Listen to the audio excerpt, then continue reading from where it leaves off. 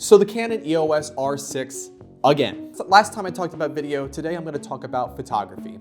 I finally had enough time with this camera to kind of gather my thoughts and really make a full review about photography here. For those of you that don't know me, my name is Brian. I host this filmmaking channel here where we do a lot of gear reviews, filmmaking tips, editing tutorials, VFX breakdowns, all that kind of fun stuff. I also co-own the channel CK Productions, where we have over 100,000 subscribers. I usually take the videos I make on there, bring them on here, and I do a lot of behind the scenes for them as well. So if you'd like any of that kind of stuff, please consider subscribing down below. And of course, smashing that like button. I do filmmaking and photography every day, and I love what I do. And I'd love to share it with you guys as well. So to talk more about the specs of the photography of this camera, it is a 20.1 megapixel camera. It's got a 5.4K photo sensor, full frame sensor, and it's an RF sensor as well. I opted to go with the EF adapter here and use my EF lenses with it because I didn't want to buy RF lenses, and it worked great so far. Of course, I don't have an RF lens to compare with, so I don't know if there's a quality difference there. But from what I've gotten so far with the EF lenses, everything has worked out. So I'm doing this review coming from an owner of a 6D, and I've used the 6D for all of my photography purposes from about 2015 to 2020. And when I first got this camera, my impressions, the video quality I've gotten out of this guy so far has been absolutely amazing, and it's exceeded my expectations. But in terms of the photo quality of this, it's not that I wasn't impressed with the photo quality in this. It absolutely has had great photo quality for the stuff that I shot. It's just, let me get this. It's just coming from the Canon 6D itself. I honestly haven't seen much of a photo quality increase out of this newer camera than I would out of this older camera. And just put that away. And maybe that kind of makes sense because their megapixel count is similar. And I thought maybe over, the past 6 years, Canon had done something with its color science to make some of these newer mirrorless cameras look better, picture quality wise. I personally have not really seen that yet. Maybe that's just because I haven't done enough maybe client work or prints with this guy or anything, but I haven't seen too much of a difference. And not to say that that's bad, it's absolutely a good thing because the quality that I got out of that Canon 6D was absolutely fantastic quality. And the quality I've gotten out of this guy so far has been absolutely fantastic quality. It just hasn't been necessarily a step up in quality. However, though, the step up that I found in terms of photography has been in the functionality of this camera and just the photography experience with this camera. The functionality of this camera is great. The build quality is fantastic. I've never been a fan of the build quality of a lot of the mirrorless cameras that come out, but this is really the first one that has felt like a traditional DSLR in my hands, and I've always liked the feeling of a traditional DSLR in my hands for shooting photography. And of course, with 6 years of improvements, you have better functions of the buttons here. You've got a better shutter here.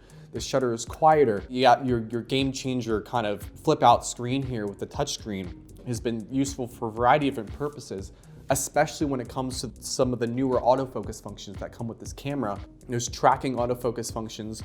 You have a subject that's moving around that you can't control. Give a nice tap on the screen there, and you have almost instant autofocus and follow on it. I could see this working for a variety of different purposes, working with animals, working with events, working with, sports games and stuff like that. And that it's a function that I really hadn't used in the past before. Having the ability to do that, I could see myself absolutely using it a lot more. It's unlocked sort of the potential that I could use with a function like that. And one of the bigger functions is kind of small, but something I really actually appreciated too. Looking through the viewfinder, it's a different experience than, an older DSLR. Instead of just seeing through the eye of the lens, you actually see what you would see kind of on the screen here. You would see the electronic projection that you'd see in the camera, where you can see the white balance, you can see the exposure that you have. You don't have to go and shoot and then look at your photo later to see if you're actually exposed. And that's something I really appreciate. Maybe it's because I didn't necessarily shell out as much money as I possibly could on a new mirrorless camera where,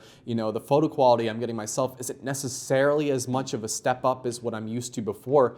But even with doing that, I still get so much more functionality on this camera. And it's something that they didn't compromise any of the functionality when it came with the camera choices that you have here. And I really appreciate the fact that they did that for sure. Thinking, more about the quality of this camera, maybe I do need to spend a little bit more time with it. Maybe I do need to do more, maybe client paid work, shooting like weddings or doing more prints. I haven't printed anything with this camera. I'm very eager to print something with this camera.